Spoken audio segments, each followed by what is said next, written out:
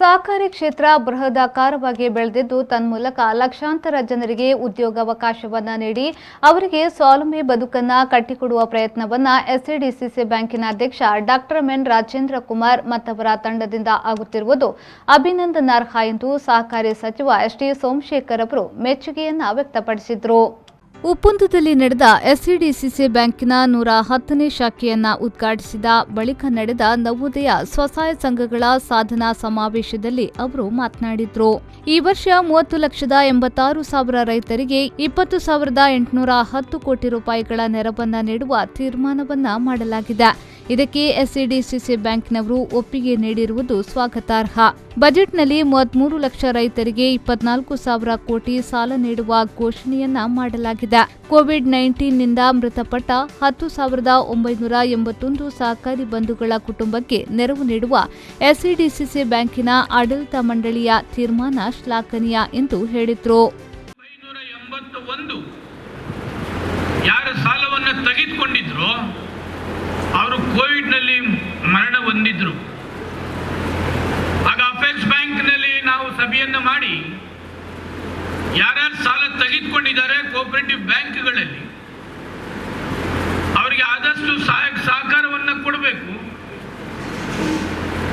ಈ ಸಂದರ್ಭದಲ್ಲಿ ಡಿಸಿಸಿ ಬ್ಯಾಂಕ್ಗಳು ಅಪೆಕ್ಸ್ ಬ್ಯಾಂಕ್ ಅವರ ಪರವಾಗಿ ನಿಲ್ಲಬೇಕು ಅಂತಕ್ಕಂಥದ್ದನ್ನು ಸಭೆಯನ್ನು ಮಾಡಿದಂಥ ಸಂದರ್ಭದಲ್ಲಿ ರಾಜೇಂದ್ರ ಕುಮಾರ್ ಅವರು ನಾನು 1 ಲಕ್ಷ ರೂಪಾಯಿ ಅವರಿಗೆ ಹಣ ಸಹಾಯವನ್ನ ಮಾಡ್ತೀನಿ ಅಂತಕ್ಕಂಥದ್ದನ್ನು ಹೇಳಿ ಇವತ್ತು ಅದನ್ನ ಚಾಲನೆಯನ್ನು ಕೊಟ್ಟಿದ್ದಾರೆ. ನಿಮ್ಮೆಲ್ಲರ ಪರವಾಗಿ ಅವರಿಗೆ ನಾನು ತುಂಬ ಹೃದಯದ ಅಭಿನಂದನೆಗಳನ್ನು ಈ ಸಂದರ್ಭದಲ್ಲಿ ಹೇಳಲಿಕ್ಕೆ ಬಯಸ್ತೇನೆ. 70 ಜನ ಕೋವಿಡ್ ಅಲ್ಲಿ ಮರಣ ಹೊಂದಿದ್ದಾರೆ. ಅವ್ರಿಗೂ ಕೂಡ 25,000 ರೂಪಾಯಿಯನ್ನ ಕೊಡ್ತಕ್ಕಂಥ ತೀರ್ಮಾನವನ್ನು ಮಾಡಿ ಅದನ್ನು ಕೂಡ ಇವತ್ತು ಕೊಡ್ತಕ್ಕಂಥ ತೀರ್ಮಾನವನ್ನ ಮಾಡಿದ್ದಾರೆ.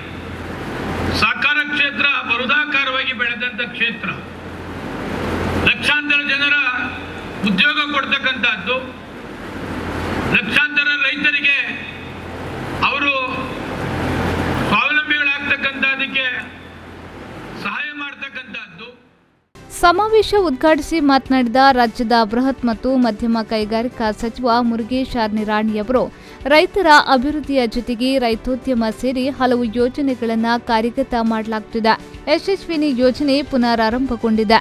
25 ವರ್ಷದ ಹಿಂದೆ ಎಸ್ಸಿಡಿಸಿಸಿ ಬ್ಯಾಂಕ್ ನೀಡಿದ 12 ಕೋಟಿ ರೂಪಾಯಿ ಸಾಲದಿಂದ 1,250 ಟನ್ ಸಾಮರ್ಥ್ಯದ ನಮ್ಮ ಸಕ್ಕರೆ ಕಾರ್ಖಾನೆ ಇಂದು ದಿನಕ್ಕೆ 72,000 ಟನ್ ಉತ್ಪಾದನೆ ಮಾಡುವ ದೇಶದ 2ನೇ ಕಾರ್ಖಾನೆಯಾಗಿ ಪರಿವರ್ತನೆಗೊಂಡಿದೆ. ಇಲ್ಲಿನ ಬ್ಯಾಂಕಿನ ನೆರವಿನಿಂದ ಸಕ್ಕರೆ, ಸಿಮೆಂಟ್ ಸೇರಿದಂತೆ ನಿರಾಣಿ ಗ್ರೂಪಿನ 21 ಕಾರ್ಖಾನೆಗಳನ್ನು ಪ್ರಾರಂಭಿಸಿ 76,000 ಮಂದಿಗೆ ಉದ್ಯೋಗವನ್ನ ನೀಡಲಾಗಿದೆ.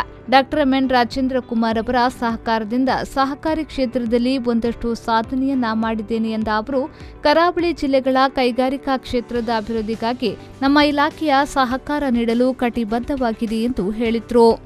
ರಾಜೇಂದ್ರ ಕುಮಾರ್ ಅವರು ಒಬ್ಬರು ವ್ಯಕ್ತಿ ಅಲ್ಲ, ಅವರೊಬ್ಬರ ಒಂದು ದೊಡ್ಡ ಶಕ್ತಿ ಅನ್ನುವಂಥದ್ದನ್ನ ಈ ಸಂದರ್ಭದಲ್ಲಿ ಹೇಳಕ್ಕೆ ಇಚ್ಛೆ ಪಡ್ತಾ ಇದ್ದೇನೆ. ಇವತ್ತು ಬ್ಯಾಂಕ್ ಅನ್ನು ನಡೆಸುವಂಥದ್ದು ಅಷ್ಟೊಂದು ಸುಲಭದ ಕೆಲಸ ಅಲ್ಲ.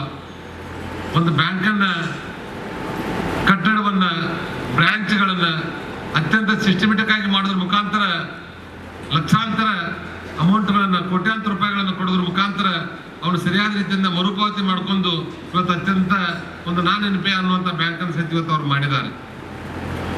ಅಷ್ಟೇ ಅಲ್ಲದೆ ಇವತ್ತು ಈ ಭಾಗದಲ್ಲಿ ಉತ್ತರ ಕನ್ನಡ ಒಂದು ಕೋಸ್ಟಲ್ ಏರಿಯಾಕ್ಕೆ ಅಷ್ಟೇ ಸೀಮಿತ ಅಲ್ಲ, ಇವತ್ತು ಉತ್ತರ ಕರ್ನಾಟಕದ ಎಲ್ಲ ಕೈಗಾರಿಕೋದ್ಯಮಿಗಳಿಗೂ ಸಹಿತ ಸಹಾಯ ಮಾಡಿರುವಂತವ್ರು ಯಾರಾದ್ರೂ ಇದ್ರೆ ಅದು ಡಾಕ್ಟರ್ ರಾಜೇಂದ್ರ ಕುಮಾರ್ ಅವರು ಅನ್ನುವಂಥದ್ದನ್ನ ನಾನು ಬಹಳ ಹೆಮ್ಮೆಯಿಂದ ಇಚ್ಛೆ ಪಡ್ತಾ ಇದ್ದೇನೆ.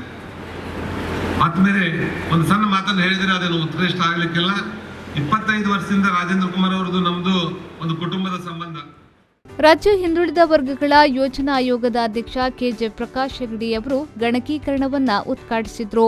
ಬೈಂದೂರು ಶಾಸಕ ಬಿಎಂ ಸುಕುಮಾರ್ ಶೆಟ್ಟಿ ಭದ್ರತಾ ಕೋಶವನ್ನ ಉದ್ಘಾಟಿಸಿದ್ರು. ವಿಧಾನ ಪರಿಷತ್ ಸದಸ್ಯ ಮಂಜುನಾಥ್ ಭಂಡಾರಿ ವಾಹನ ಸಾಲ ಪತ್ರ ವಿತರಿಸಿದ್ರು. ಮಾಜಿ ಶಾಸಕ K Gopal Pujari locker key ಹಸ್ತಾಂತರಿಸಿದ್ರು.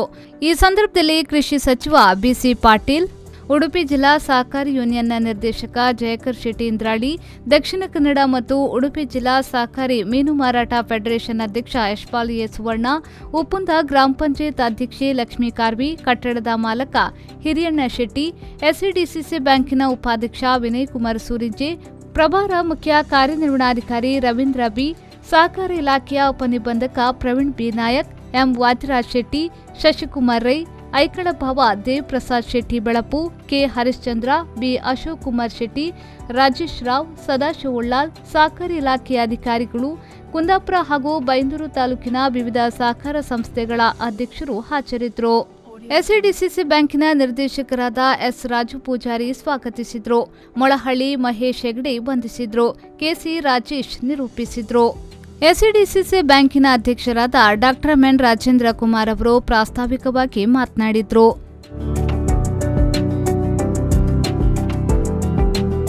Srikanth Hemmadi, ವಿ4 ನ್ಯೂಸ್, ಕುಂದಾಪುರ.